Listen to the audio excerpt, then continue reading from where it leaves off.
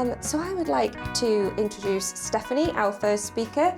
So Stephanie will introduce herself in a bit more detail, but her title of her talk is The Future of Product with AI, from Backlogs to Predictions. So big Agile Yorkshire welcome. Stephanie, please, everyone.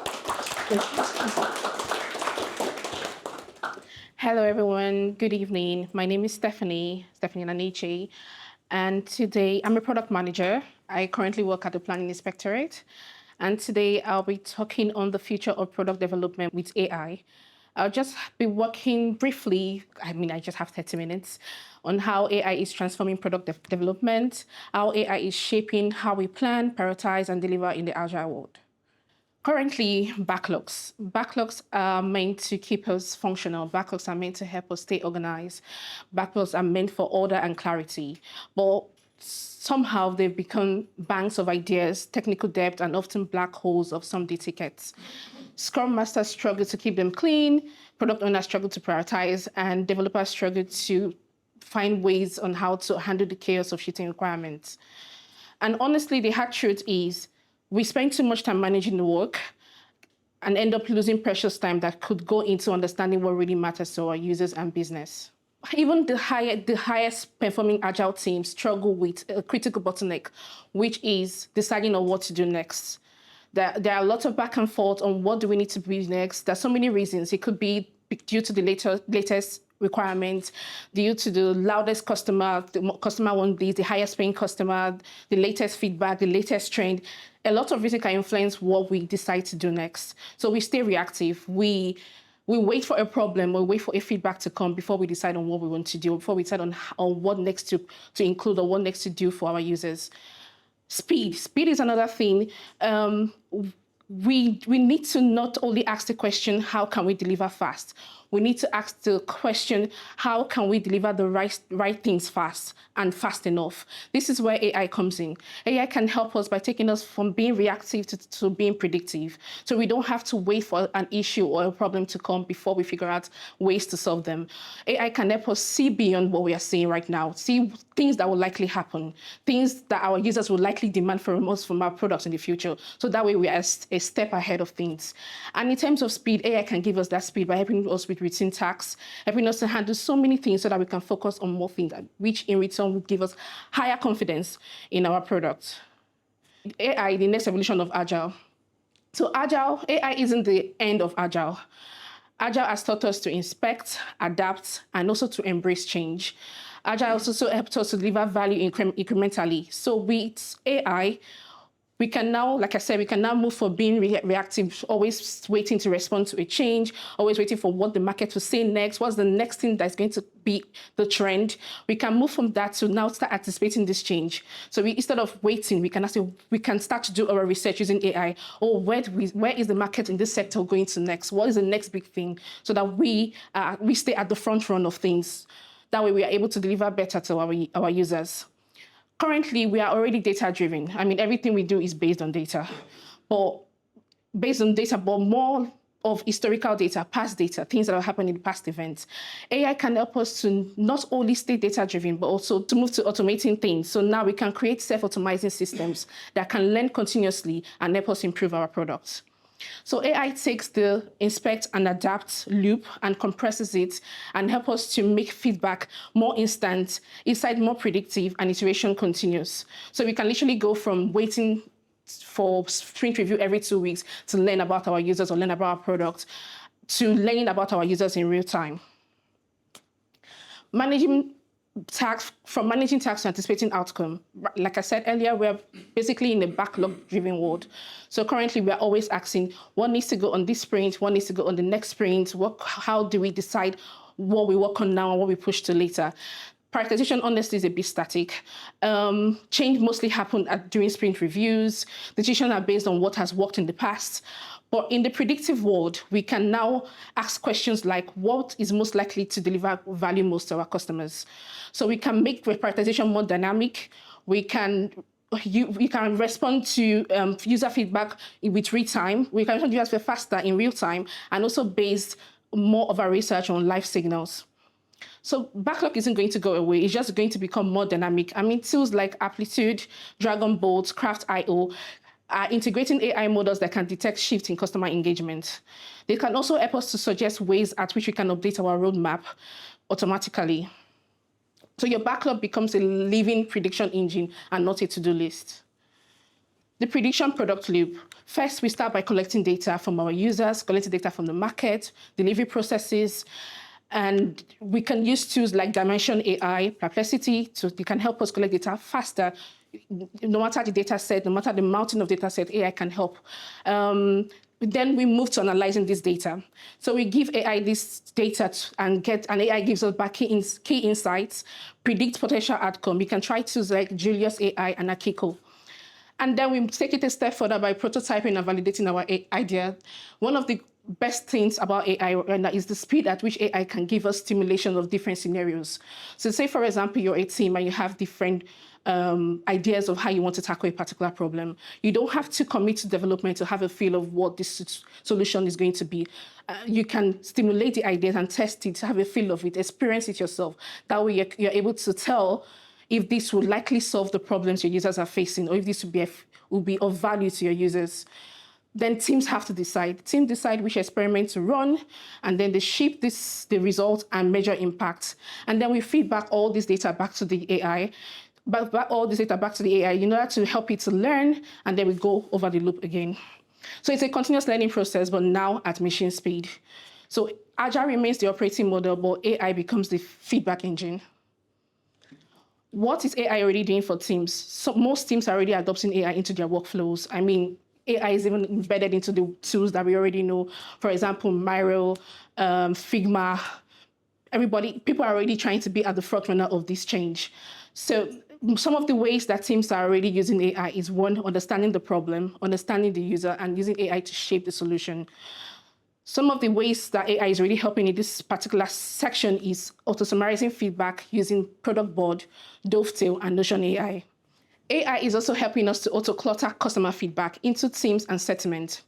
AI also helps to validate solutions using UX pilots, using tools like UX Pilot, Bolt, and Perplexity. Another way is predicting future impact. So AI tools like Amplitude, Mixpanel can help you align behaviors correlating with churn or growth. Product managers are also using AI to prioritize features that actually move key metrics. The third way is generating user stories and planning releases. Tools like ChatGPT, Jira AI Assist, and Akiko can convert meeting transcripts, interview notes into structured epics, stories, and acceptance criteria, which also help you to dramatically reduce time spent in refinement sessions. Platforms like Chats, PRD, also help you with your documentation. The fourth way is analyzing delivery flow. Engineering analytics platforms like Linear Insight, Replit, and GitHub Copilots can help you monitor workflow data and process bottleneck. AI also helps engineers to draft unit test cases and create code templates, which helps to also reduce bugs.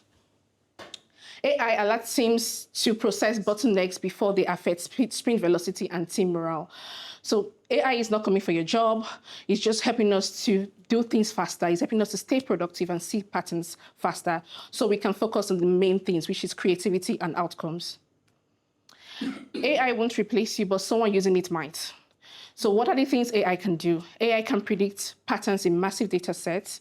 AI can process information at incredible speed, identify correlation that could have been missed, provide 24/7 monitoring and alerts, complements human intelligence. But what are the things only humans can do? Only humans can understand people and their motivation. Humans apply empathy and emotional intelligence. Humans make ethical judgments in gray areas and provide context AI doesn't have. Humans also exercise creativity and intuitions. So our job is to stay in the loop, using AI as a compass, but not our captain. Look beyond the output. Explainability matters. I will say explainability matters more than the results. So you need to be able to explain how AI arrived at a particular outcome or result. Understanding the why behind the result is more important than the result itself. So say, for example, the healthcare sector. I know there's been a lot of research on how AI can be adopted in that sector effectively. One of the videos I was watching recently was how some hospitals are trying to use AI to diagnose patients faster. So imagine you're a healthcare professional or a doctor, for example, and you diagnose a patient, but you can't really explain why or how exactly the, the patient is suffering from a certain thing. So you need to be able to explain, and not just explain, you need to be able to understand. Understand it. It helps to build trust. And apart from trust, it just helps to build up confidence. So that way you're more confident about what you're explaining to people, what you're giving out to your users. The human in the loop. I cannot overemphasize this. We need to create guardrails. You can't let AI do it alone. There needs to be a human input here and there to make sure that the process are effective, because AI can make mistakes. AI can cause different sort of errors. I don't know if any of you remember the story with Replit some months back. I think it was July, where their AI leaked, their AI deleted some data of a company that was working with them, and then replaced the data set with fake users. It was crazy, but they were able to recover the data. But then it opened people's eye to the fact that AI can actually cause a huge problem, and we need to stay careful. We need to have guardrails at different points in order to make sure that things like this don't happen, which can cost us a lot of money, or which can even make us lose our users. So AI's impact across Agile roles, some of the responsibility and duties of some roles are changing or are changing for the better. And I feel like they're helping us focus on more important things, or even have time back that we can use to be more creative, to focus more on the outcome of our product. For example, test engineers can use AI now to automatically detect bugs, to predict where defects are likely to happen, and to generate smart test cases. Product owners and product managers can now use AI to find hidden customer signals and trends in data, which can help them make smarter data-driven roadmap decisions. Developers can use AI Copilot to speed up delivery, to help create code templates, and to recommend better solutions. Delivery managers can use AI to predict work speed and spot blockers early, plan team capacity more accurately, and predict sprint risks before they occur. Where do we start from? We need to start small and learn fast. Do not wait, prototype it, experiment it. Teams can start in different ways, but some of the ways I recommend to start is use AI in retros and reviews. I mean, you can use different AI tools, there are lots of them, to summarize sprint feedback and stand-up notes. You can use them to identify patterns across weeks of retros and to address systemic issues faster. Another way is to use AI to analyze your data. So let AI spot the anomalies in velocity, and let AI use data to forecast future results, risks, and opportunity. AI can also deliver instant reports and alerts, saving time on manual analysis. The third way is to prompt for foresight. So ask smart questions. I mean, you can always ask any question, ask anything, literally.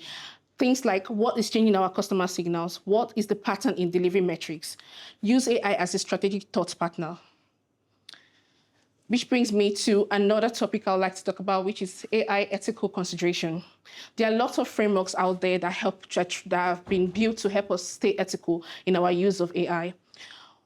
One of them is the AFPTS, which emphasizes accountability, fairness, privacy, transparency, and sustainability. Another is the Harvard 5 principle, which emphasizes fairness and security. But today, for today's session, I'll be talking on the Digital Catapult 7-point ethics framework. This is widely recognized, and it also touches point on almost everything, from human oversight to societal and environmental well-being. So for human oversight, like I said earlier, we need to make sure we create guardrails. Humans should be involved. We can't let the AI run it alone. We can't let the machine run it alone. There should be humans monitoring this system, checking up and making sure that the system is running as expected. Technical robustness and safety. We need to make sure our AI is reliable and safe. Privacy and data governance. We need to make sure that privacy is key, user data is kept safely, and we need to make sure that we adhere to strict governance. Transparency, we have to stay transparent, both to our users, especially to our users. We have to let them know how their data is being used, in what capacity their data are being used. Diversity and fairness, we need to stay fair, so our products that are built using AI need to be for all. There should be no segregation whatsoever. Societal and environmental well-being.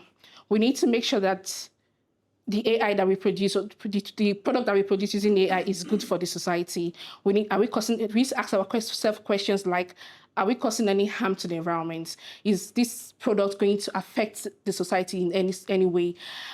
There's a pattern that I notice some people usually do when they use things, AI, generative AI like ChatGPT and Perplexity. You see people greet the AI before they start, say things like good morning, good night, thank you very much. Those are not needed. I mean, for these AIs to run, they need to use tokens, and tokens require energy usage. So imagine millions of people saying good morning every time they have to use an AI, and saying thank you very much every time it gives them the result that they want. That is just a complete waste, which is affecting our planet. So we need to just keep it simple, stay focused, ask the AI what you need to ask, give it the relevant information that it needs.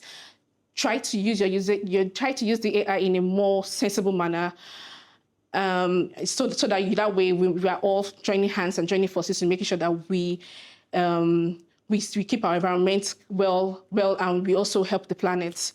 Accountability. We need to stay accountable. When AI makes a mistake or causes an error, we can't say, oh, it's not my fault, it's ChatGPT's fault. I don't know, he just did it, or is comment fault. We need to stay responsible. So we need to be able to stay responsible, and also to learn. In the case of error and misuse or mistakes, we need to be able to learn, we need to be able to adapt, and we need to be able to improve. So don't blame mistakes on AI. I mean, nobody can face AI. You use the AI. So learn to stay accountable for your mistakes, and learn to also not let that really affect you, but learn to learn and adapt, and also try to improve on your use of AI. How to reduce risks. Simple strategies. I've listed some strategies that you can use today to reduce risks while using AI. One is to protect data. Another is to set strong rules for AI agents. So like I said, determine what access the AI needs. So you don't have to let it access all the data or access the entire system. So you can just create guardrails, which will help. Check AI outputs, test for bias and safety, monitor AI system, teach teams clear rules, and plan for failure. How do you get ready? What's the action plan? First of all, I'll say build AI literacy. Learn the basics. There are a lot of courses, a lot of tutorials, article videos. YouTube is a good one. There are lots of information out there. So start with the basics. I'll say the first place to start is prompting, because AI works on the basis of garbage in, garbage out. So you need to learn how to ask the right questions, how to structure the right input in order to get the right output from it. So learn the basics, learn prompt engineering, and practice, experiment. There are a lot of AI tools for a lot of different things. Experiment in your workflow, just experiment, set up a personal project, try different tools, experiment, learn, start again, have practical applications of AI. This slide was created by an AI called Gamma App. All I had to do is to input my Google Doc, my Google Doc, and then it came up with the design. You can let me know in your feedback book what you think about the design. Is this something you're going to explore? Do you think we are there? Or do you think there still needs to be a lot of refinement for us to get there? The third is set principles, create ethical guidelines and decision trees for your team, AI usage. So how do we want to use AI? What is the right way for us to use AI? Ask those questions. Lead change, champion responsible AI innovation across your team. I know a lot of people are either scared of using it or shamed by it.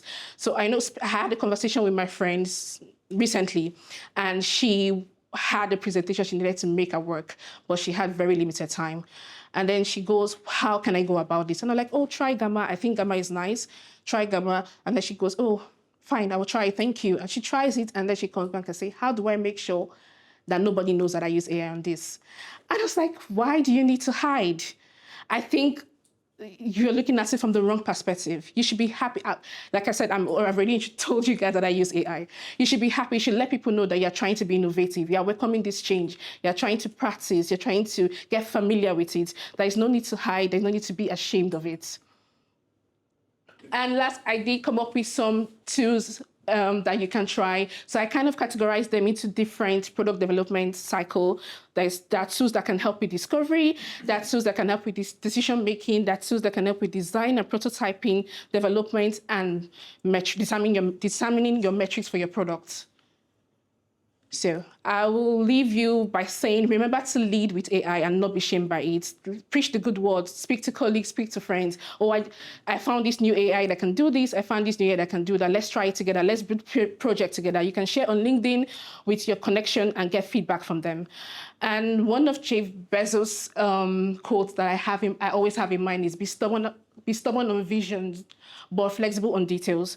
It simply means you can determine what your goal is as a business, as a company, and be stubborn on it, be fixed on it. Your goal doesn't have to ever change.